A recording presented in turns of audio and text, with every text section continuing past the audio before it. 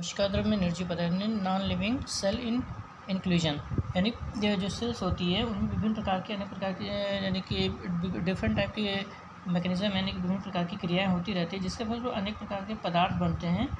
जो अनेक पदार्थ उत्सर्जित पदार्थ बनेंगे या कुछ ऐसे पदार्थ बनते हैं जो निर्जीव पदार्थ कहलाते हैं, यानी कि निर्जीव पदार्थ या नॉन लिविंग थिंग्स कहलाती हैं, जो कुछ उसमें घुलनशील होती है, कुछ अघुलनशील के रूप में उसमें पदार्थों के रूप में पाई जाती है। कोशिकाओं में जो ये नॉन लिविंग थिंग यानी निर्जीव पदार्थ जो पाए जाते हैं, इनको कुछ ग्रुपों में डिवाइड किया गया है, यानी कि जो कुछ आवश्यकताएं वाली होती हैं जिसमें ग्रुप में डिवाइड किया गया है। पहला ये संचित पदार्थ यानी मटेरियल, स्टोर मटेरियल या कहेंगे संचित पदार्थ। दूसरा होगा स्रावित पदार्थ,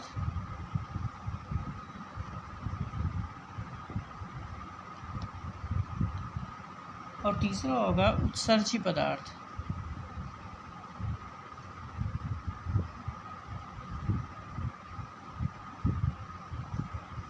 ये मटेरियल,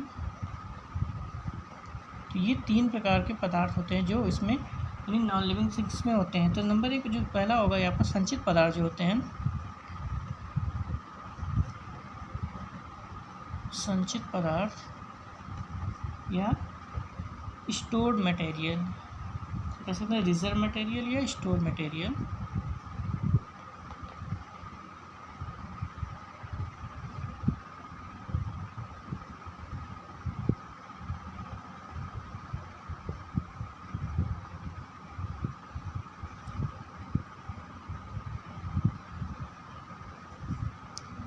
स्टोर मटेरियल, तो पहले जो ये संचित पदार्थ जो होते हैं ये पौधों की कोशिकाओं में निरंतर बनते रहते हैं, यानी कि कोशिकाएं जो होती हैं यानी जो सेल होती है उनमें निरंतर इनका फॉर्मेशन होता रहता है, जो पौधों में पोषक पदार्थ के रूप में होती हैं। यानी जो संचित पदार्थ होगा ये शरीर में यानी कि कोशिकाओं के अंदर हमेशा बनती रहती हैं, यानी कि कंटिन्यू इसमें निरंतर कह सकते हैं, यानी कंटिन्यू बनती रहती हैं, जो इसमें पोषक पदार्थ के रूप में पाए जाते हैं, जो ये विभिन्न स्थानों जैसे भूमिगत जड़ होती हैं, तने होते हैं या बीज होती हैं, इन भागों में ये बन के यानी कि स्टोर के रूप में यानी कि स्टोर किए जाते हैं, यानी संचित किए जाते हैं, इनको इकट्ठा किया जाता है। संचित मटेरियल जो होते हैं इनमें भी डिवाइड किया गया है।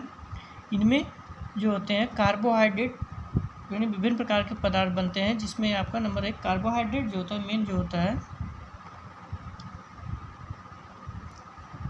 कार्बोहाइड्रेट जो होता है इसका निर्माण जो होता है कार्बन, हाइड्रोजन और ऑक्सीजन के माध्यम से होता है, यानी कार्बन, हाइड्रोजन, ऑक्सीजन की उपस्थिति के फॉर्मेशन से ये कार्बोहाइड्रेट का फॉर्मेशन होता है।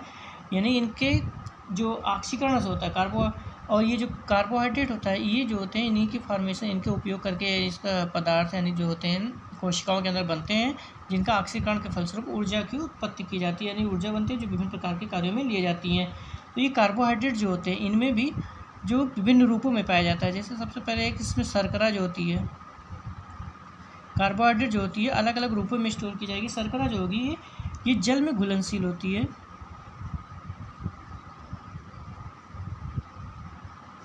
शर्करा जो होगी जल में घुलनशील होगी।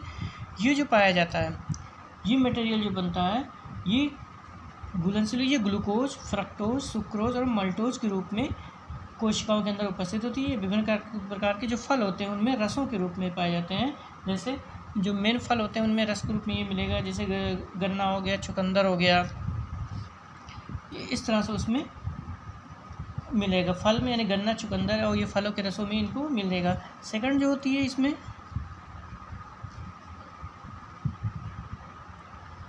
मंड यानी जो स्टार्च, जैसे स्टार्च कहते हैं, ये जल में अघुलनशील होती है, यानी कि ये जल में होगी अघुलनशील।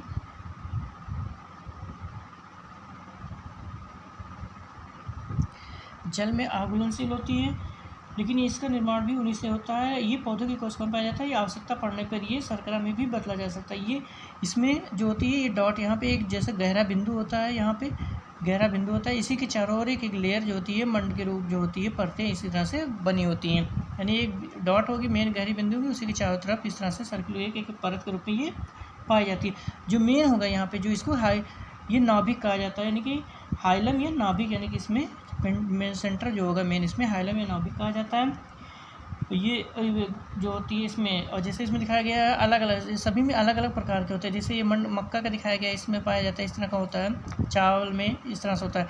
तो इनमें जो होता है, और आलू में मंड इस तरह से होता है, इसका इस तरह। लेकिन इसमें देखिए हाइलम जो होता है, जब हाइलम बीच में होता है, इसमें इस तरह से दिखाया गया, चावल में या मक्का में दोनों में हाइलम जो है नाभिक जो होता है सेंटर में पाया जाता है, तो इसे सेकेंडरी कहा जाता है, यानी सेकेंडरी मंडकण हो गया। और जब बाहर हो गया, यानी ये सेकेंडरी मंडकण हो गए,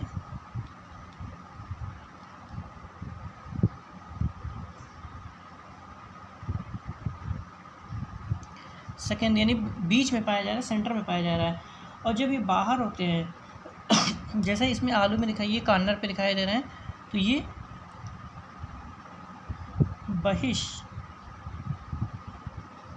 बहिष्केंद्री मंडकण होते हैं, बहिष्केंद्री मंडकण होंगे। और इसमें आलू में जो होता है, कभी एक कॉर्नर भी पाया जाता है, ये कभी कभी दोनों कॉर्नर में भी ये मिलते हैं। तो इस तरह से इसमें जब दोनों मिलेंगे, तो इस तरह से मंडकण में जो होता है आलू में जब मिलता है, इसमें संयुक्त रूप से संयुक्त हाइलम कहा जाता है। ये दो पाए जा रहे हैं, अर्थात अधिकतर ये ज़्यादातर क्या होता है, कॉर्नर पे ही मिलते हैं। तो इस तरह से ये जो कार्बोहाइड्रेट होता है शर्करा के रूप में, मंड के रूप में स्टोर किया जाता है। नेक्स्ट इसमें है इनुलिन के रूप में।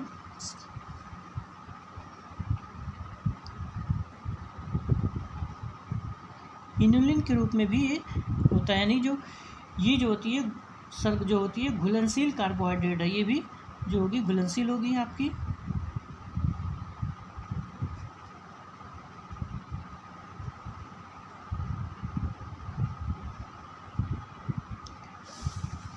यानी ये इनुलिन जो होती है ये भी घुलनशील होती है, लेकिन ये आवश्यकतानुसार ये शर्करा में भी बदली जा सकती है। ये जो होती है डाहेलिया जो होती है उन कोशिकाओं में पाया जाता है। जैसे ये दिखाया गया है, ये सेल्स होती है, सेल में इस कॉर्नर पे इस तरह से ये इनुलिन के कारण